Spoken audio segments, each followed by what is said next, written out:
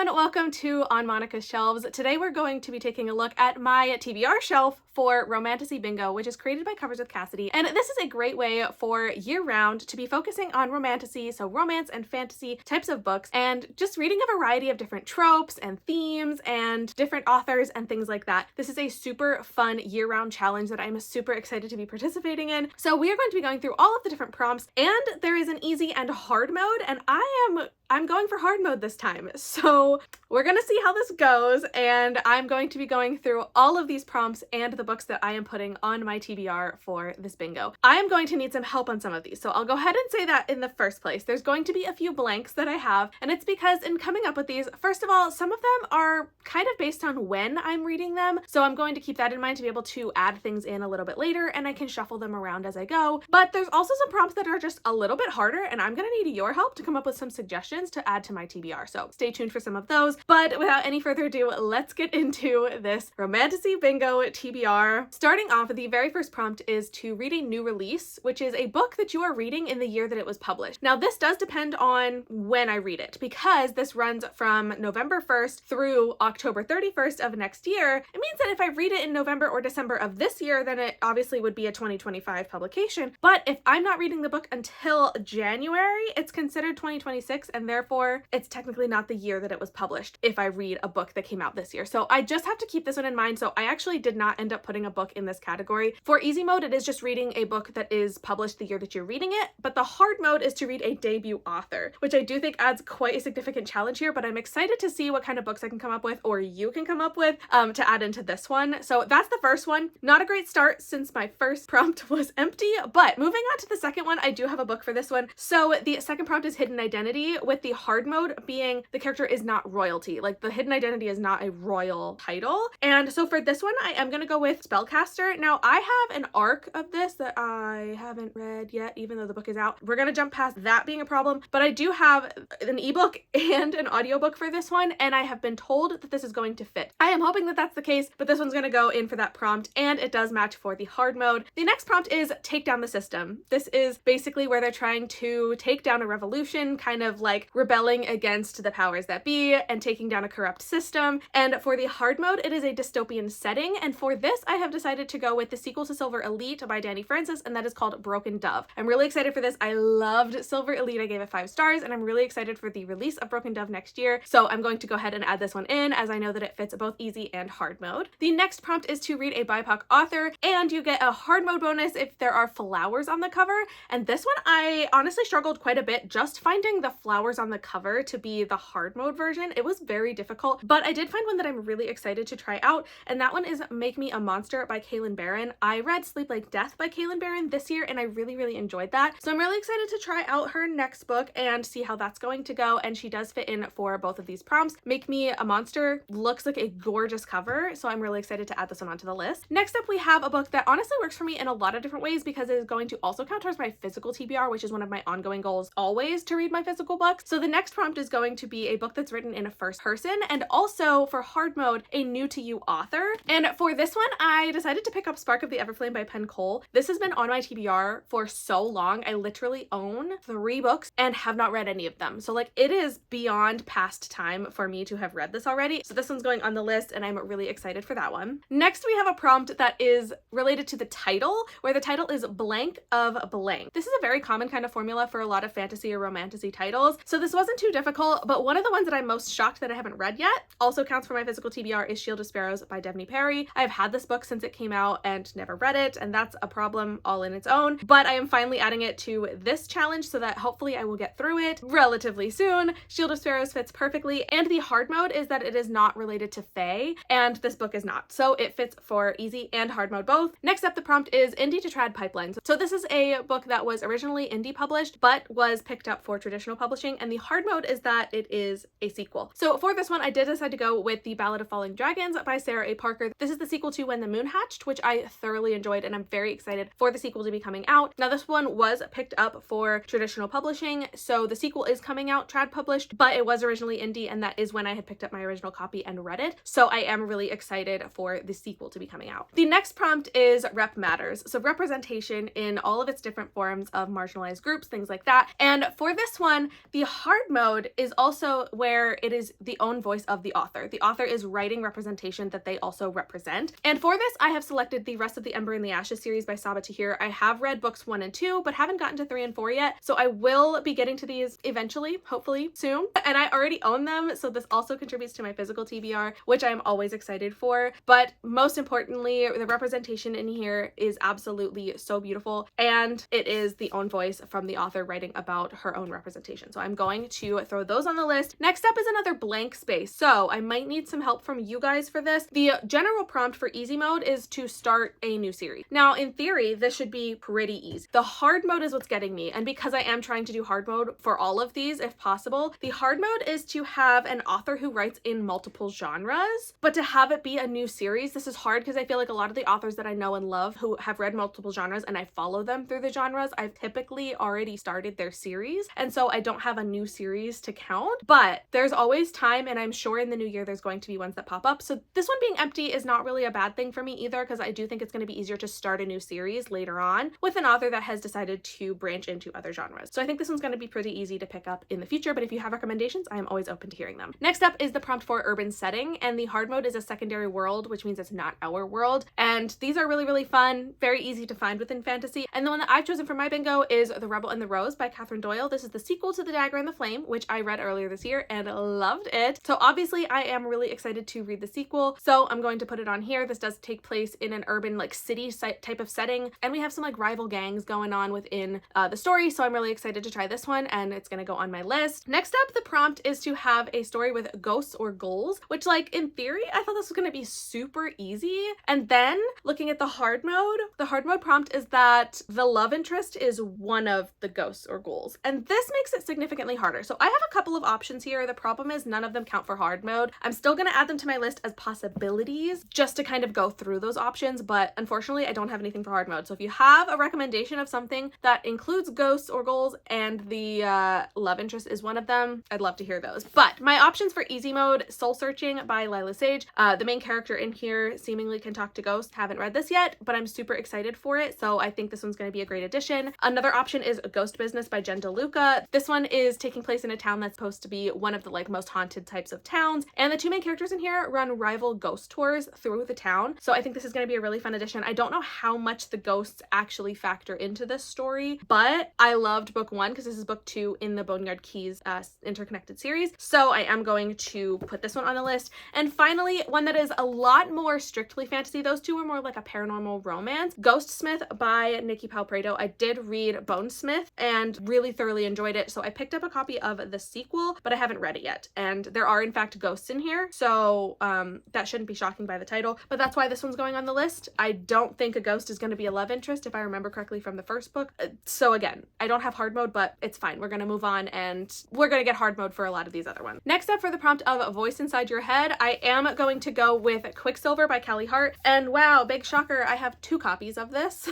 Have I read it? Nope, but I do have a problem where I bought the paperback and then also the hardback when it came out. So I do have 2 copies of this. Definitely need to be reading this ASAP for my physical TBR goals, but this one does count for Voice Inside Your Head, and the hard mode for this one is not an animal companion. So this one definitely is going to fit for that, and I'm very excited to add this to my list. The next prompt up is a friend recommendation, and this is really fun because honestly, most of the books on this list have been recommended to me at some point by someone, and I did have a lot of help from Lexi, Mel, and Cassidy in putting together my list, so a big thank you to them for helping me kind of formulate some of these ideas. But for the friend recommendation specifically, the hard mode of this is to take a recommendation from Cassidy's channel, Covers with Cassidy. So keeping that in mind, that I am going with my hard mode here, I had to pick a book that was specifically recommended from Cassidy herself, and one of the books she has talked about so much this year is The Windweaver by Julie Johnson. I've had this copy since it was one of the Fairy Loot books, and I'm so excited to read it. I just haven't had a chance to yet, but we're going to rectify that, and I am going to add this onto my TBR because this is definitely a book that Cassidy has talked about a lot, and I'm really looking forward to it. So I'm going to put that on as a friend recommendation, and it's specifically from Cassidy herself. So that is super exciting. But also, if you're looking for more, you just gotta watch her videos and see what books she is recommending and talking about, and it'll very easily point you in the right direction of books you can use for this prompt. Next up, we have another prompt that I have empty right now, and that's because I feel like I need to read it kind of more related to in the moment of when it applies to this prompt. The prompt is Book Talk Hype. So that is a book that has been really talked about a lot on Book Talk, and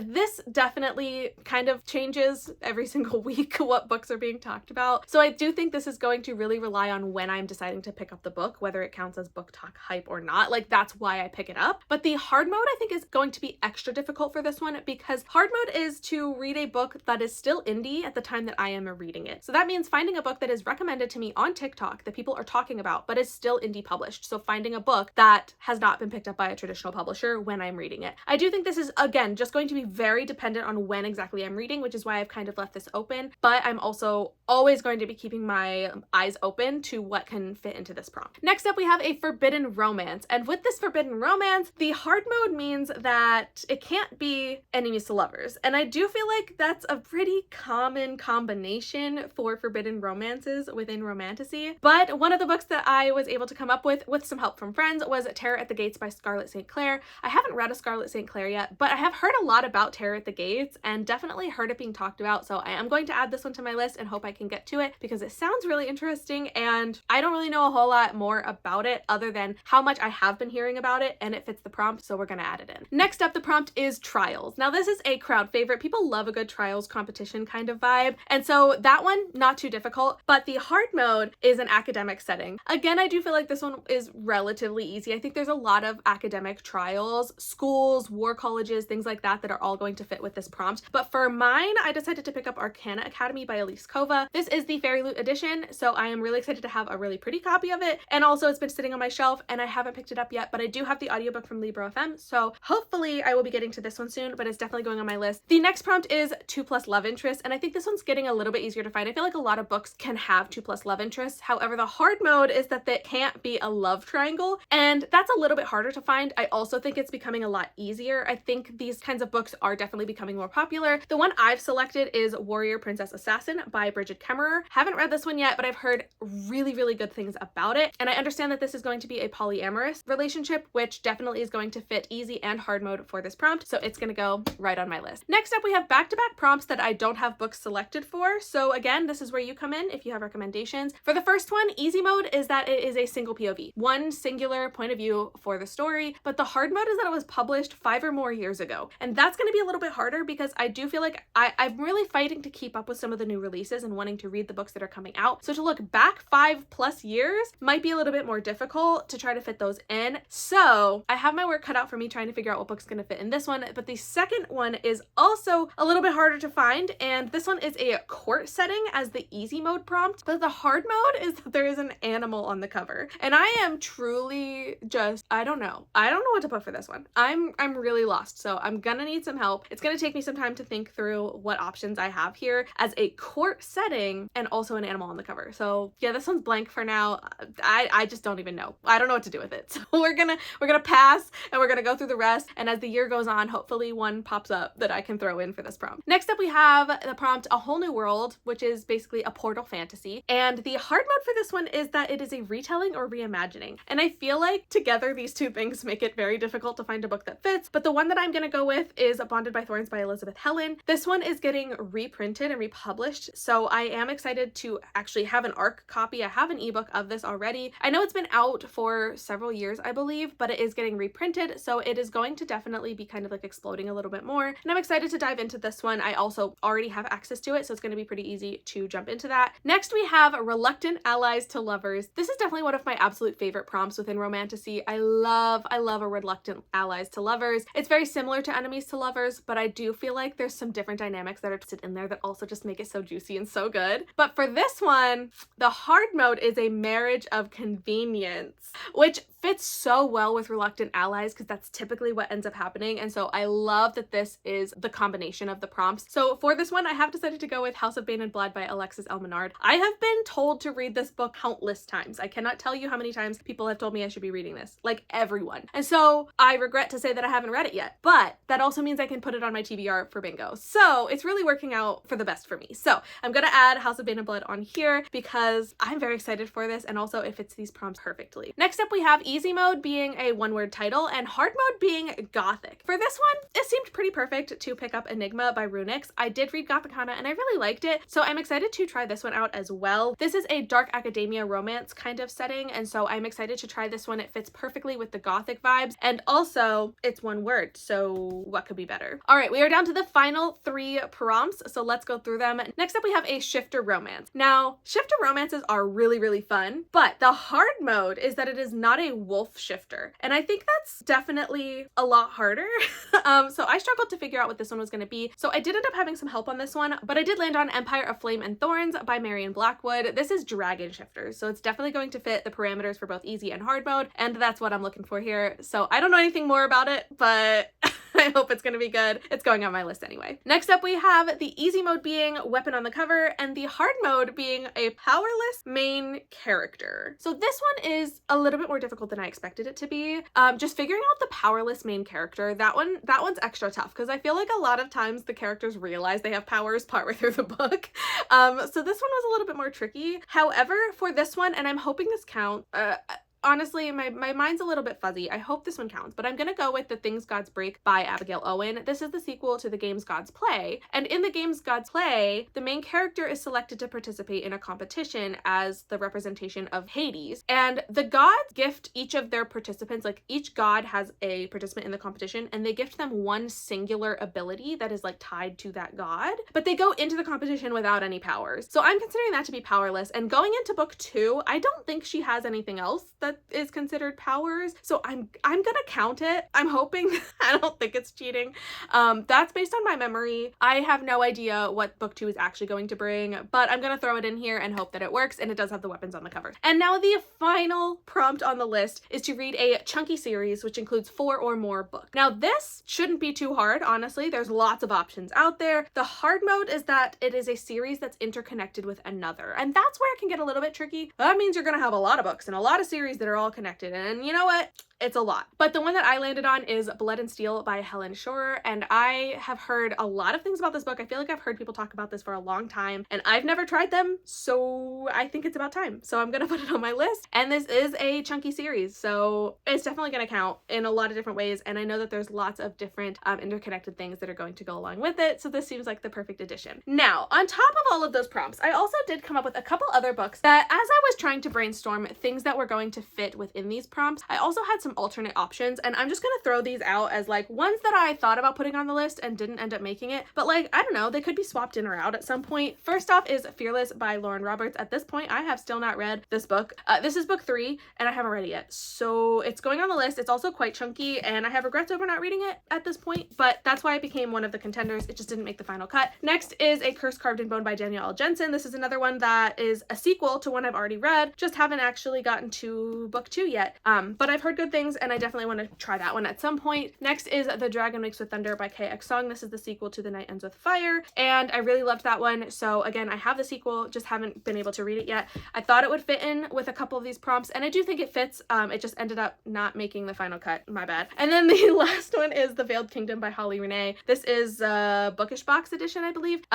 Just haven't read this book, but I've heard so many good things about this one, so I definitely want to try it at some point. It's just been on kind of like the backlog for a while, so we're gonna put it on as an option. I can swap things in and out as I feel like reading them throughout the year. But there we have it. It is my very long but exciting Romantasy Bingo TBR. Cassidy has put so much work into putting together this bingo, so I'm really excited to be participating in it, and I can't wait to see all the other TBRs that are going to be appearing with all of these books. It's going to be so much fun to see all of the Romantasy books that people are picking up for this. Again, if you have any recommendations for some of the blanks that I have, or even the ones that I did have books for, if you have suggestions, I'd love to hear those as well, as we are getting excited for this entire year of Romantasy reading. But now I want to thank you so much for being here and for watching this video, supporting me. Every moment that you spend here means the absolute world to me, and I can't wait to hopefully see you in my next video. Bye!